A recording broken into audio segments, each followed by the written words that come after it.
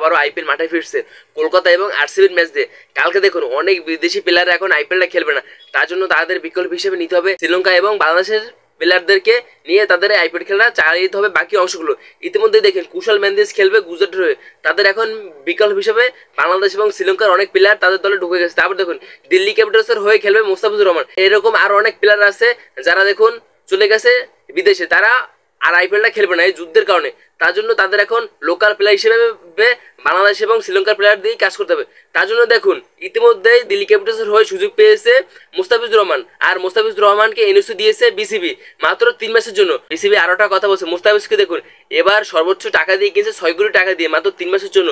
মুস্তাফিজের প্রতি বলের দাম হচ্ছে 12 লক্ষ টাকা। দেখুন ইতিহাসে সর্বোচ্চ একটা রেকর্ড হয়ে গেছে। আর দেখুন এবারের আইপিএলটা একেবারে ভিন্ন হতে চলছে। দেখুন অনেক অস্ট্রেলিয়ার প্লেয়াররা এখন আইপিএলে কামব্যাক করবে না, তারা ইতিমধ্যে বলে দিয়েছে আইপিএল আমরা এখন আইপিএলটা খেলবো না, আমরা পরের আসরে আবার ওই আইপিএলটা খেলবো। তার জন্যই তাদের বিকল্প হিসেবে শ্রীলঙ্কা এবং বাংলাদেশের প্লেয়ারদেরকে বেছে নিতে হবে।